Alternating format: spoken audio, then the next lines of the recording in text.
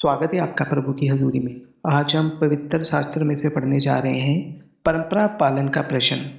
तब यरूशलेम से कुछ फरीसी और शास्त्री यीशु के पास आकर कहने लगे, तेरे चेले पूर्वजों की परंपराओं को क्यों टालते हैं कि बिना हाथ धोए रोटी खाते हैं। उसने उनको उत्तर दिया, तुम भी अपनी परंपराओं के कारण क्यों परमेश्वर की आज्ञा टालते हो।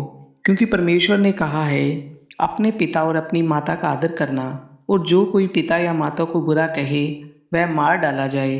पर तुम कहते हो कि यदि कोई अपने पिता या माता से कहे, जो कुछ तुझे मुझसे लाभ पहुंच सकता था वह परमेश्वर को भेंट चढ़ाया जा चुका, तो वह अपने पिता का आदर ना करे। इस प्रकार तुमने अपनी परंपरा के कारण परमेश्वर का वचन टाल दिया। हे कपटियों, यशायाह ने तुम्हारे विषय में ये भविष्यवाणी ठीक ही की है। ये लोग होठों से तो मेरा आदर करते हैं, पर उनका मन मुझसे दूर रहता है, और ये व्यर्थ मेरी उपासना करते हैं, क्योंकि मनुष्यों की विधियों को धर्मोपदेश करके सिखाते हैं। अब उसने लोगों को अपने पास बुलाकर उनसे कहा, सुनो और समझो। जो मुंह में जाता है वह मनुष्य को अशुद्ध नहीं करता, पर जो मुंह से निकलता है वही मनुष्य को शुद्ध करता है। तब चेलों ने आकर उससे कहा, क्या तू जानता है कि फरीसियों ने ये वचन सुनकर ठोकर खाई। उसने उत्तर दिया, हर पौधा जो मेरे स्वर्गीय पिता ने नहीं लगाया उखाड़ा जाएगा। उनको जाने दो, वह अंधे मार्गदर्शक हैं, और अंधा यदि अंधे को मार्ग दिखाएगा तो दोनों ही गड्ढे में गिर पड़ेंगे।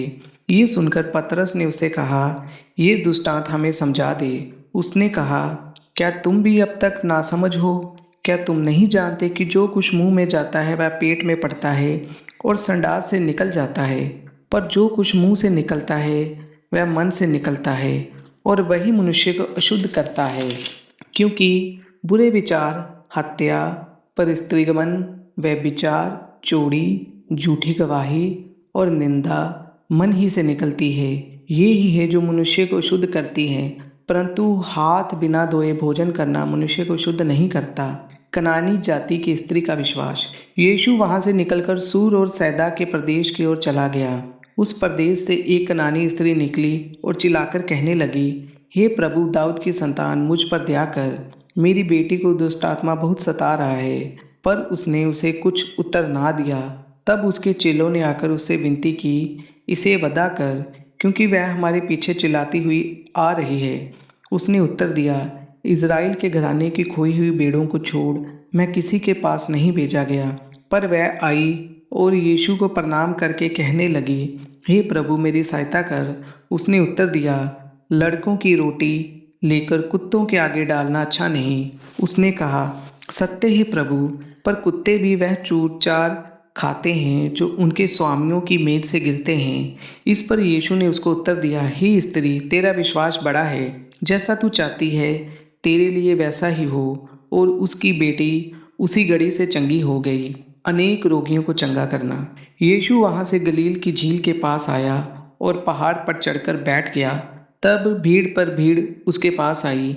वे अपने हाथ लंगड़ों, अंधों, गूंगों, टुंडों और अन्य बहुतों को उसके पास लाए और उन्हें उसके पांव पर डाल दिया, और उसने उन्हें चंगा किया। जब लोगों ने देखा कि गूंगे बोलते और टुंडे चंगे होते हैं और लंगड़े चलते हैं और अंधे देखते हैं, तो अचंबा करके इज़राइल के परमेश्वर की बड़ाई की। 4000 लोगों को खिलाना। यीशु ने अपने चेलों को बुलाया और कहा, मुझे इस भीड़ पर तरस आता है, क्योंकि वो 3 दिन से मेरे साथ हैं और उनके पास कुछ खाने को नहीं।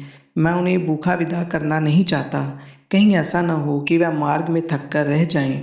चेलों ने उससे कहा, हमें इस जंगल में कहाँ से इतनी रोटी मिलेगी कि हम इतनी बड़ी भीड़ को तृप्त करें। यीशु ने उनसे पूछा, तुम्हारे पास कितनी रोटियां हैं। उन्होंने कहा, 7 और थोड़ी सी छोटी मछलियां। तब उसने लोगों को भूमि पर बैठने की आज्ञा दी और उन 7 रोटियों और मछलियों को लिया, धन्यवाद करके तोड़ा और अपने चेलों को देता गया, और चेले लोगों को इस प्रकार सब खाकर तृप्त हो गए। और चेलों ने बचे हुए टुकड़ों से भरे हुए 60 टोकरे उठाए। खाने वाले स्त्रियां और बालकों को छोड़ 4000 पुरुष थे। तब वह भीड़ को विदा करके नाव पर चढ़ गया और मगदन देश की सीमा में आया। आमीन।